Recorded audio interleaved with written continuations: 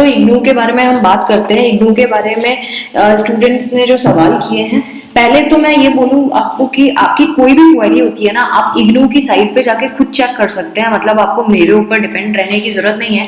तो जैसे आपने गूगल का सर्च इंजन खोला, यहाँ पे अगर आप इग्नू डाल देंगे सो इग्नू का लिंक आ जाएगा। ये देखिए, इग्नू द पीपल्स यूनिवर्सिटी, इस पे आप क्लिक कर लीजिए, ये आपका मेन पेज खुल जाता है। अब जब भी आप इस जगह पे पहुंच जाते हैं, पहली बात तो आप इसको स्क्रॉल डाउन करें। स्क्रॉल डाउन करने पर ही आपके बहुत सारी छोटी मोटी क्वेरीज ऐसे ही सॉल्व हो जाती हैं। ये देखिए, पहले यहाँ अलर्ट्स जहाँ लिखा होता है, अलर्ट्स के बगल में आप देखें online programme admission for January 2021 session extended till 15th April 2021।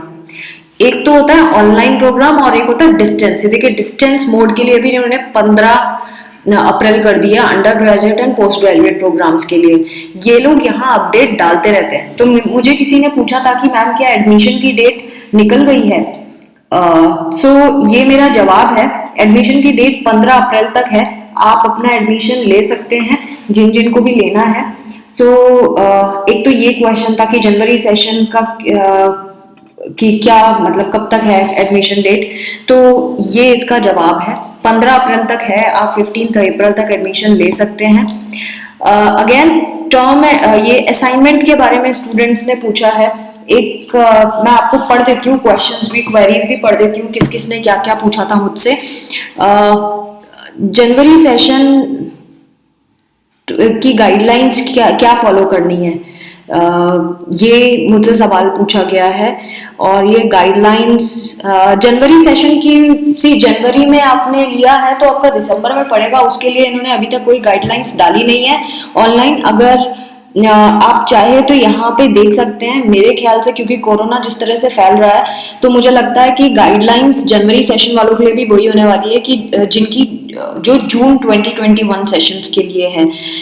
Again मुझसे एक और स्टूडेंट ने ये पूछा था कि मैम प्रोजेक्ट एकेडमिक काउंसलर के थ्रू ही बनानी होती है। ये किरण का क्वेश्चन है। किरण, मैं आपको बोलना चाहूंगी कि इसमें ऐसा नहीं है कि एकेडमिक काउंसलर आपके कुछ प्रोजेक्ट गाइडलाइंस में कुछ क्वालिफिकेशंस दिए है गाइड की, आप उसमें से कोई भी गाइड को आप सिलेक्ट कर सकते हैं। एकेडमिक काउंसलर्स भी आपके गाइड हो सकते हैं, नो डाउट इन दैट। अगर वो आपके गाइड बन जाते हैं तो उससे बेहतर और कुछ हो नहीं सकता। लेकिन अगर नहीं बनते हैं तो कुछ और गाइडलाइंस भी हैं प्रोजेक्ट की, जिसमें उन्होंने ये लिखा है कि कौन कौन से लोग आपके गाइड बन सकते हैं। इवन गाइड की लिस्ट भी इन्होंने निकाली हुई है कि कौन कौन से एलिजिबल गाइड्स हैं अगर आपके एकेडमिक काउंसलर नहीं है तो। और उसके लिए भी मैंने वीडियो बनाया, तो प्लीज आप ये वाला प्लेलिस्ट जिसमें प्रोजेक्ट एंड सिनॉप्सिस की बात की है उसको जरूर आप चेक कर लें। ये तनुश्री ने मुझसे क्वेश्चन किया है अगेन, मैम अभी लास्ट डेट निकल गया क्या? मेरा रजिस्ट्रेशन नहीं हो रहा है। नहीं, लास्ट डेट तनुश्री नहीं निकला है, 15 अप्रैल है लास्ट डेट। आप एक बार रीट्राई करें, मे बी वो जो साइट है वो ज्यादा सर्वर कभी कभी ब्लॉक हो जाता है, सर्वर में कुछ प्रॉब्लम आ जाती है इस वजह से। तो आप एक बार ट्राई करते रहें, उसमें आपको ठीक से पता चल जाएगा। अगेन इन्होंने मुझसे, संतोष कुमारी ने मुझसे क्वेश्चन किया है, ma'am after MA psychology is it compulsory to do 1 year course in counselling and guidance? We can apply in school as a counsellor on the basis of MA. Santosh ji, मैं आपको बताना चाहूंगी कि ये एक प्लस पॉइंट होता है अगर आप डिप्लोमा कर ले काउंसलिंग एंड गाइडेंस की, क्योंकि अगर सपोज आप एमए साइकोलॉजी की डिग्री लेके वहां जाती हैं और आप ही के साथ दूसरी एक और कैंडिडेट हैं जिन्होंने एमए साइकोलॉजी के अलावा 1 year डिप्लोमा कोर्स किया है काउंसलिंग एंड गाइडेंस में, तो ऑब्वियसली उनको प्रेफरेंस मिलेगा। पहली चीज, आपकी एक तो परसेंटेज बहुत हाई होनी चाहिए। दूसरा, आपके पास जितने ज्यादा एक्सपीरियंस होगा या जितने ज्यादा सर्टिफिकेशंस होंगे उतने ही ज्यादा आपको पॉइंट्स मिल जाएंगे फॉर अ जॉब पर्पस। तो आप इस चीज को ध्यान में रखें। मुझसे फिर शर्वरी ने पूछा है, शर्वरी पूछ रही है कि how will the exam be conducted.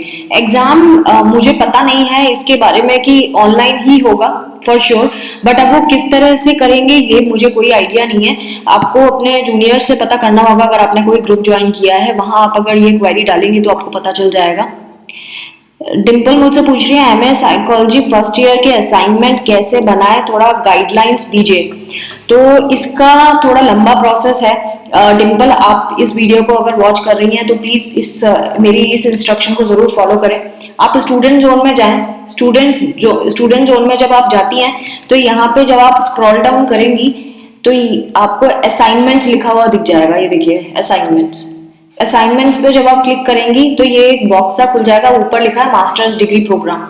अगर आप इसको स्क्रॉल डाउन करती जाएंगी तो आपको एमए साइकोलॉजी का भी लिंक मिल जाएगा। देखिए एमए साइकोलॉजी, और ये देखिए जुलाई 2020 एंड जैन 21 उन स्टूडेंट्स के लिए जिन्होंने जुलाई 2020 में एडमिशन लिया है या फिर जनवरी 21 में एडमिशन लिया है, ये उनके लिए असाइनमेंट है। फर्स्ट ईयर का है तो उसको क्लिक कर लीजिए आप।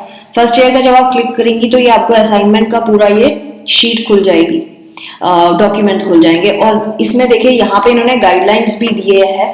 ये इन्होंने यहाँ पे लिखा भी है असाइनमेंट्स किन किन को ये वाले करने हैं। उनको करने हैं जिन्होंने जुलाई 2020 में एडमिशन लिया है या फिर जनवरी 2021 में सेशन में एडमिशन लिया है।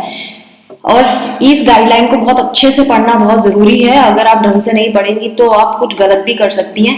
तो इन्होंने ये जो असाइनमेंट्स है इसको बोलते हैं ट्यूटर मार्क्ड असाइनमेंट्स। और ये देखिए सारे कोड्स के लिए 001, 002, 003, 004, 005 एंड 006 इनके कोड्स भी डले हुए हैं। इन्होंने बताया हर एक असाइनमेंट में 3 सेक्शन होंगे ABC, और आप असाइनमेंट को अटेम्प्ट करने से पहले इन इंस्ट्रक्शंस को जरूर पढ़ लें, ऐसा इन्होंने लिखा है।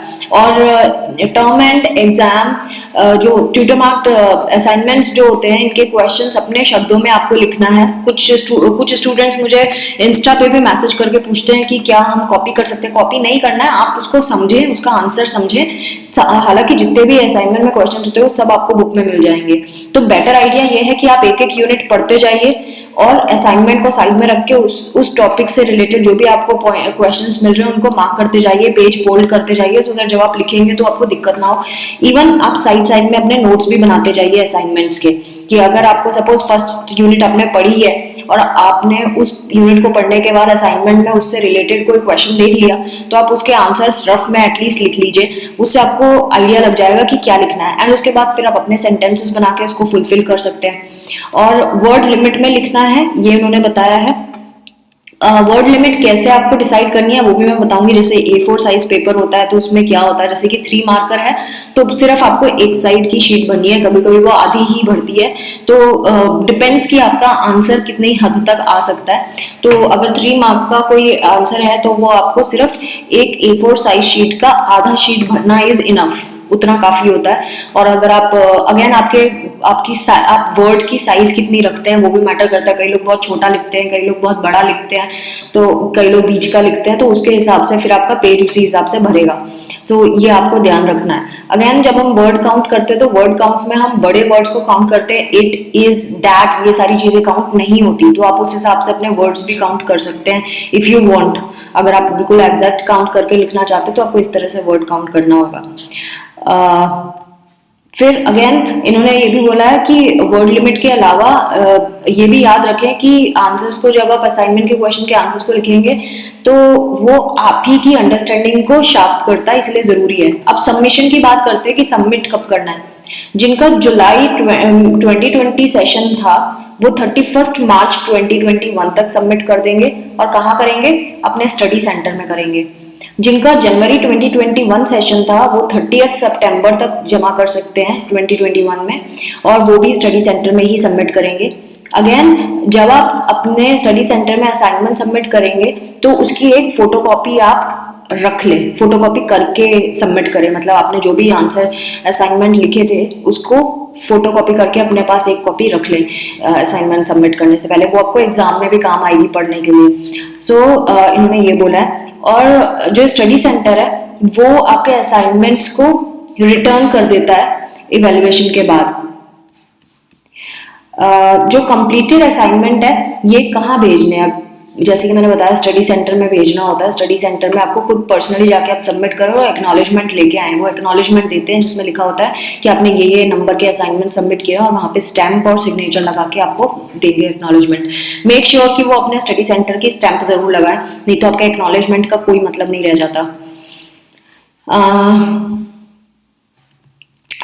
इन्होंने यहाँ पे ये भी बोला है कि do not send the tutor marked response sheets to the student evaluation division, वहां नहीं भेजेंगे आप, हेडक्वार्टर्स में मत भेज देना। अगेन यहाँ पे आगे की इंस्ट्रक्शन ऐसी है कि जो आपकी फर्स्ट शीट होगी वो इस तरह से आप पेज पे बनाएंगे, पूरी A4 साइज शीट पे बनना चाहिए। ये इन्होंने छोटा सा बॉक्स दे के सैंपल बताया। तो जब आप अपनी A4 साइज शीट पे बनाएंगे तो काफी बड़ा बनेगा ये ऊपर के पार्ट में आपका एनरोलमेंट नंबर, आपका नाम, आपका एड्रेस, आपका सिग्नेचर और डेट कब की, जिस दिन आप सबमिट कर रहे हैं और उससे पहले की डेट कभी की डाल देंगे। देन प्रोग्राम का टाइटल क्या है, मतलब आप MAPC कर रहे हैं ना, वो डालेंगे। फिर course code and course title, मतलब कोर्स कोड तो जैसे MPC 001, अब उस सब्जेक्ट का क्या नाम है वो भी लिखना पड़ेगा आपको। फिर असाइनमेंट कोड जो होता है, मैं बताऊं असाइनमेंट कोड कहाँ से देखना है आपको। आप जब स्क्रॉल डाउन यहाँ करेंगे तो ये देखिए, ये है, यहाँ लिखा हुआ है असाइनमेंट के पास, ये है असाइनमेंट कोड, ये आपको डालना होता है वहां पे। कोर्स कोड भी ये देखिए यहाँ लिखा हुआ है, तो you need not to worry. Even देखिए कोर्स टाइटल का भी यहाँ पे नाम लिखा हुआ है, तो आपको असाइनमेंट में ही सब कुछ मिल जाता है, जो भी यहाँ फिल करना होता है ना फर्स्ट शीट पे, वो सब मिल जाता है। अगेन यहाँ देखेंगे तो देखिए प्रोग्राम स्टडी सेंटर, जो आपका स्टडी सेंटर है वो आपको भेजना है, लिखना है यहाँ पे, ये ध्यान रखना है। अच्छा, ये जो आप असाइनमेंट्स को बहुत ध्यान से पढ़ें, इन्होंने ऐसा बोला है, और जो भी इंस्ट्रक्शन दिए हैं उसको फॉलो करें। इंस्ट्रक्शंस तो मैं आपको बता ही रही हूँ कैसे हैं। अगेन ये क्या एक्सपेक्ट करते हैं आपसे कि असाइनमेंट को अच्छे से पढ़ें, उसको यूनिट को अच्छे से, जैसे मैं आपको बताती हूँ कि ऐसे यूनिट को पढ़ते पढ़ते साथ साथ लिखते जाइए और अपने आंसर्स को भी ढंग से प्रेजेंट कीजिए। फिर इन्होंने कुछ कंडीशन दिए कि आपके आंसर्स कोहेरेंट होने चाहिए, लॉजिकल होने चाहिए। वो तो ऑब्वियसली आपके जो स्टडी मटेरियल में है दैट इज इनफ। आपको और एक्स्ट्रा डालना है तो आप गूगल कर सकते हैं, गूगल स्कॉलर में बहुत सारी चीज़ें मिल जाती हैं, बट आई डोंट थिंक कि इतना ज़रूरी होता है करना। ये आप ध्यान रखें। Again A4 size ruled paper आपकी रेस्पॉन्स शीट होनी चाहिए, मतलब कि A4 साइज का शीट होनी चाहिए आपकी, और रूल्ड मतलब लाइन वाला होना चाहिए। सारे पेजेस को आप केयरफुली जब सबमिट करेंगे असाइनमेंट, जैसे फर्स्ट कोड है MPC 001, तो उसके जो भी आपने आंसर्स लिखे हैं वो एक के पीछे एक लगा देंगे सीक्वेंस में, एंड देन उसको अच्छे से स्टेपल कर लेना। आप चाहे तो उसको टाई भी कर सकते हैं थ्रेड से, या फिर आप स्टिच भी कर सकते हैं, जो सिंपल सी स्टिचिंग होती है उससे भी कर सकते हैं। बट मेक श्योर जब आप ऐसा स्टिचिंग या स्टेपल करते हैं तो अपने स्टिचिंग वाले एरिया को, जैसे यहाँ पे ये प्लेन एरिया ना, उतना छोड़ने के बाद आप लिखना शुरू करें अपने आंसर्स, सो दैट यहाँ पे अगर आप स्टेपल भी कर दे तो आपके आंसर्स छुपे ना। और दोनों साइड बॉर्डर छोड़ के करें, मतलब इस साइड भी एक स्केल की थिकनेस का आप शीट को छोड़ दें और इस साइड भी एक साइड की स्केल की थिकनेस का छोड़ दें, एंड बीचों बीच लिखें। तो उससे आपका एक तो प्रेजेंटेशन अच्छा होगा, ऊपर से जब आप इनको स्टेपल करेंगे या बांधेंगे तो वो खराब नहीं लगेगा और आपके आंसर्स कटेंगे छुपेंगे नहीं, उसके भी मार्किंग होती है, इसीलिए आपको ध्यान रखना है। अगेन इन्होंने देखा यहाँ पे बोला भी है मार्जिन 4 सेंटीमीटर की मार्जिन दोनों साइड लेफ्ट साइड में होनी चाहिए, और आंसर्स के बीच में स्पेस छोड़े, मतलब पहला आंसर आपका खत्म हो गया तो थोड़ा 2-3 लाइनें छोड़ के फिर सेकंड आंसर शुरू करें, ऐसा इन्होंने बताया है। अगर आप इसको पढ़ेंगे तो ये सब इन्होंने दिया हुआ है। वैसे तो मैं छोटे बच्चों की तरह आपको डील कर रही हूँ, सारी चीजें बता रही हूँ बोल बोल के। हैंड रिटन, ये देखिए यहाँ पे इन्होंने बहुत हाईलाइट करके लिखा है कि आपके जो असाइनमेंट्स होंगे वो हैंड रिटन होने चाहिए। इनको टाइप करने की गुस्ताखी ना करें, कहीं से कॉपी करने की कोशिश ना करें ना, और यूनिवर्सिटी के आंसर्स की कॉपी ना करें। अगर आप कॉपी करेंगे तो आपको 0 मार्क्स देंगे, ऐसा भी बोल रहे हैं लोग। तो आप अपने वर्डिंग्स में लिखने की कोशिश करें, दूसरे स्टूडेंट्स की भी कॉपी ना करें, और प्रेजेंटेशन पे ज़्यादा ध्यान दें इस चीज़ का। हर एक असाइनमेंट को सेपरेटली लिखना है, यानी कि एक ही शीट में आप सारा कुछ कंटिन्यू कर रहे हैं। पहला असाइनमेंट खत्म हो जाता है ना, दूसरा असाइनमेंट दूसरे उसमें दूसरी फाइल में बनाएंगे, इस तरह से। यानी कि अगर 6 सब्जेक्ट है तो 6 फाइलें होंगी अलग अलग सब्जेक्ट की। क्वेश्चन नंबर ठीक से डालना है, हर एक क्वेश्चन के आंसर। क्वेश्चन मैंने तो क्वेश्चन भी लिखे थे, मैंने ब्लैक पेन से क्वेश्चन लिखा था और आंसर ब्लू से लिखा था, इस तरह से किया था। आप भी इस तरह से करते हैं, अंडरलाइन कर सकते हैं, आंसर खत्म हो जाए तो लाइन खींच सकते हैं, जैसे हम स्कूल में करते थे, बिल्कुल वैसे ही इनको चाहिए होता है। और अगर आपने स्टडी सेंटर चेंज किया है तो आपको नए वाले study centre due to marks fine only to the original study centre until the change of the study centre is notified. जब तक कि आप अगर आपने स्टडी सेंटर चेंज किया है, जब तक कि आपको वो लोग एक लेटर ना दे दें नए स्टडी सेंटर का, तब तक आप पुराने स्टडी सेंटर को ही अपना स्टडी सेंटर मान के वहीं पे ही अपने असाइनमेंट सबमिट करेंगे अंटिल आपको कोई बाय हैंड आपको नोटिफिकेशन नहीं मिलता है वहां से कि आपका नया स्टडी सेंटर अलॉट हो गया है। कोई भी अगर एरर्स इवेल्युएशन में आपको असाइनमेंट में लगती है, जैसे कि कोई पोर्शन असाइनमेंट का चेक नहीं हुआ है, इवेल्युएट नहीं हुआ है, टोटल स्कोर्स ठीक से रिकॉर्ड नहीं हुए हैं या गलत है, तो आप अपने कोऑर्डिनेटर को, स्टडी सेंटर के कोऑर्डिनेटर को अप्रोच कर सकते हैं। उनको बोल सकते हैं स्टडी सेंटर के कोऑर्डिनेटर को कि फिर से रीचेक करने के लिए दे सकते हैं, और फिर वो हेडक्वार्टर को सही स्कोर आपके भेज दे। इन्होंने यहाँ पे और सबमिट करने से पहले क्या क्या आपको चेक करना है अपना असाइनमेंट का, एनरोलमेंट नंबर, नेम, एड्रेस सही से लिखा हुआ होना चाहिए, टाइटल कोर्स का सही से होना चाहिए, असाइनमेंट नंबर सही से लिखना होगा आपको, हर एक कोर्स सेपरेट शीट में करना है आपको, मतलब सेपरेट फाइल्स बनानी है। फिर यहाँ से आपके ये असाइनमेंट शुरू हो जाते हैं। ये देखिए 1000 वर्ड, 400 वर्ड्स, 50 वर्ड्स। तो अगर 50 वर्ड्स में आपकी आधी शीट भरती है तो उसी हिसाब से आप कैलकुलेट कर ले कितने में कितनी शीट्स लगेंगी। 4-5 शीट्स लग जाती हैं 1000 वर्ड में। नेक्स्ट क्वेश्चन है, किसी ने मुझसे पूछा था कि मैम क्या प्रैक्टिकल में सिर्फ 2-3 एक्टिविटी करनी है? नहीं, मीनू शर्मा का क्वेश्चन था ये, एमएस वर्ड पर क्या 2-3 एक्टिविटी लिखनी है? नहीं मीनू, आपकी जितनी एक्टिविटीज गाइडलाइंस में दी हैं 5 है, 5 की 5 आपको करनी है। किसी ने मुझसे पूछा है जून 2021 के ऑनलाइन होंगे प्रैक्टिकल? यस, ऑनलाइन होंगे। आपको अगर ये इसके बारे में और क्वेरी चाहिए तो मैंने वहाँ पे ईमेल एड्रेस बताया, मोनिका करके एक नाम था इस तरह से, तो आप उनको ईमेल करके पूछ सकते हैं। अगेन और भी क्वेश्चन है, मैं ऐसा करती हूँ अपने चैनल पे ही जाऊँ और आपको अपने चैनल से ही चीज़ें बताऊँ कि क्या हो रहा है, कैसे हो रहा है। चैनल पे बहुत सारी कमेंट्स हैं, तो हम उसी में जाके देखते हैं कि कमेंट्स में क्या क्या किस ने क्या क्या डाला है। ये है कमेंट सेक्शन। कमेंट सेक्शन में बहुत सारे स्टूडेंट्स के कमेंट आते हैं यहाँ पे। प्रोजेक्ट के बारे में पूछा है एकेडमिक काउंसलर, इसकी क्वेरी मैंने पूरी क्लियर कर दी है।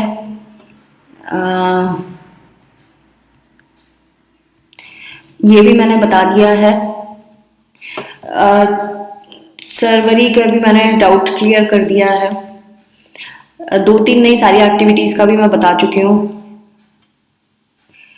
जून 2021 के नैन्सी, यस ऑनलाइन ही होंगे प्रैक्टिकल। श्वेता त्यागी पूछ रही हैं अपने गाइड को अप्रूव करवाने के लिए कहाँ पर, किस आईडी पर मेल करना है आपको?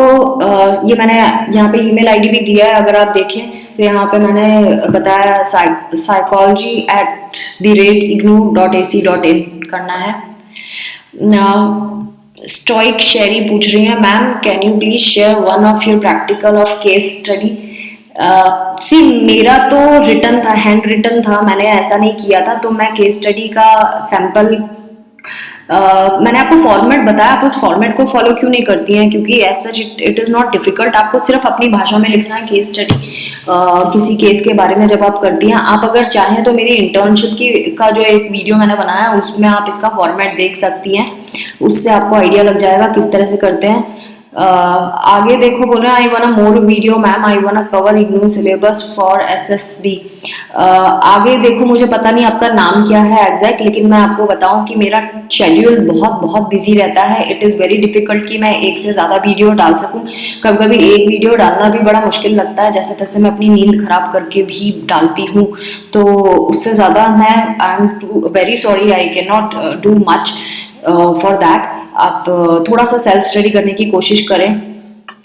सुधा यादव बोल रही है I am from first year और मुझे प्रैक्टिकल के बारे में कोई नॉलेज नहीं है, can you please tell me कहाँ से कैसे करना है। ऑनलाइन करना है आपको सुधा, आपको ऑनलाइन ही कंडक्ट करना है ये सारा। आप अगर मेरे वीडियोस देख रही हैं तो आपको बहुत कुछ आइडिया लग गया होगा, और आपको MS वर्ड डॉक्यूमेंट में टाइप करना है और जो भी आप कंडक्ट करेंगी ऑनलाइन उसकी स्क्रीनशॉट्स लेके इंसर्ट कर दीजिए अपने MS डॉक्यूमेंट में।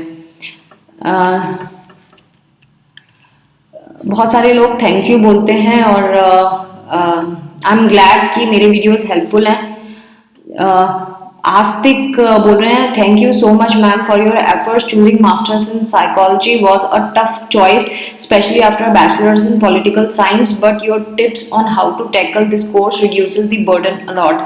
थैंक यू आस्तिक, आपको मेरे वीडियोस यूजफुल लगते हैं एंड आई बिलीव कि एज सच कुछ होता नहीं है ऐसा। अगर हमारे में अंदर शिद्दत है पढ़ाई लिखाई की तो ज़रूर हम कर पाते हैं। और मेरे वीडियोस आई ट्रूली फील कि हाँ मैं इसी इंटेंशन से वीडियो बनाती हूँ कि सबकी मदद हो जाए। हरप्रीत लिख रहे हैं प्लीज मेक, हरप्रीत लिख रही हैं please make videos on for MAPC first year online practical exam and viva. Practical exam and viva के ऊपर मुझसे बहुत क्वेश्चन पूछे जाते हैं तो मैं आपको यहाँ पे भी क्लियर कर दूं। प्रैक्टिकल जब एग्जाम होगा तो आपके जो प्रैक्टिकल अभी आपसे कंडक्ट करवाए हैं आपको उनको बहुत अच्छे से तैयार करके जाना है। जिस तरह से आपने प्रैक्टिकल फाइल बनाई है उसी तरह से आपको एग्जाम में लिख के आना होगा। जो 5 एक्टिविटीज आपने की हैं उनमें से कोई भी एक एक्टिविटी वो आपको कंडक्ट करने के लिए बोल देंगे एंड वो आप मे बी वो रैंडमली करेंगे, जैसे कि रोल नंबर 1, 5, 10 इस तरह को एक एक्टिविटी दे देंगे, 2, 6, 11 को दूसरी एक्टिविटी दे देंगे। इस तरह से कर सकते हैं वो लोग। तो वो हो सकता है हर एक रोल नंबर को अलग अलग एक्टिविटी देंगे। तो इस तरह से आपको जो भी आपने एक्टिविटी कंडक्ट की है, जिस तरह से आपने शीट पे लिखा है title of the practical and then aim of the practical then material required, ये सब उसी तरह से आपको वहां पे भी लिख के आना है एग्जाम में। एक ही प्रैक्टिकल आपको कंडक्ट करना होगा, लेकिन I don't know which one it would be. इन 5 में से कोई एक होगा जो आपने प्रैक्टिकल कंडक्ट किया, उन्हीं में से होगा। एंड देन उसी के बेसिस पे आपसे वाइवा होगा, आपसे पूछा जाएगा। जैसे कि अगर इंटेलिजेंस एंड एजिंग है तो आपसे डेफिनेशन पूछ सकते हैं, what is intelligence, what is IQ, what is the full form of IQ, what is the formula of IQ, what is ageing, इस तरह के क्वेश्चन। तो जो भी टॉपिक पे आपने प्रैक्टिकल किए हैं उन टॉपिक से रिलेटेड जितना भी डाटा आपको मिलता है अपने थ्योरी के बुक्स में वो भी आप तैयार करें, वैसे ही क्वेश्चन पूछते हैं। बाकी वो आपकी पर्सनल लाइफ से रिलेटेड पूछ सकते हैं, what is your aim, what do you want to do after finishing this. तो 5 से लेकर 10 मिनट का वाइवा होता है, you need not to worry about. But अपनी फाइल आप अच्छे से बनाइएगा, वो आपकी फाइल देख के भी आइडिया लगा लेते हैं कि आपको कितनी चीजें आती होंगी और कितनी नहीं आती होंगी। अगेन ये सेम क्वेश्चन है, प्रैक्टिकल का वाइवा किस तरह होगा, अभी मैंने आंसर किया है। आप प्लीज ये वीडियो जरूर देखें। और अगर कोई किसी की क्वेरीज हैं तो मैं इसी तरह से वीडियो बना दिया करूंगी, क्योंकि टाइप करना like what to say, I have some health issues so I can not type much, I am taking a lot of pain killers, somehow managing things. So again यहाँ पे देखिए हेल्प फॉर रिव्यू क्या क्या है। ये देखिए कुछ non social लोगों की हरकतें, ये क्या करते हैं, मैं इनको है ना रिपोर्ट कर देती हूँ। तो ये स्पैम वीडियोस होते हैं जो जिनका कुछ काम नहीं होता ना लाइफ में, ये फालतू के हरकतें ये करते हैं। रिग्रेशन का एग्जांपल सी, अभी इतने टाइम का ही एक्चुअली प्रॉब्लम है। जिस दिन मैं पूरा सिलेबस कंप्लीट कर दूंगी उस दिन जरूर आपकी ये वाली एक्स्ट्रा क्वेरीज मैं करूंगी। इसी मैं पर्सनली किसी को ईमेल नहीं करती, तो प्लीज ये काम ना करें। आपको अगर मुझसे ज्यादा ही लगता है कि आपको मुझसे बात करनी जरूरी है तो आप प्लीज मेरी मेंबरशिप लें और फिर I will share my number with you guys. So I hope मैंने आज के आपकी जो भी क्वेरीज थी उनको उनका जवाब दिया और आपको बहुत चीज़ें क्लियर हो गई होंगी। इग्नू यूनिवर्सिटी को कैसे देखना है, स्टूडेंट सपोर्ट में जाके, स्टूडेंट जोन में जाके आप बहुत सारी चीज़ें कर सकते हैं। आपके अगर कुछ ग्रीवियंसेस आप यहाँ पे कर सकते हैं। डाउनलोड वो लिंक होता है जहाँ से आप बहुत सारी चीज़ें डाउनलोड कर सकते हैं, जैसे कि प्रॉस्पेक्टस डाउनलोड कर सकते हैं, है ना। यहाँ पे देखिए असाइनमेंट्स डाउनलोड कर सकते हैं, क्वेश्चन पेपर डाउनलोड कर सकते हैं, बहुत सारी चीज़ें यहाँ पे दी हुई हैं लेफ्ट हैंड साइड में।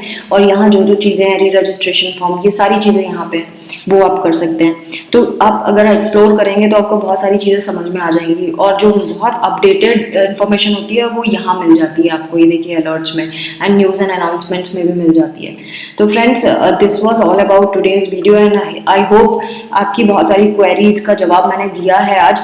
और keep watching my channel and stay updated with the information whatever you are asking for. So thanks for watching and do not forget to subscribe.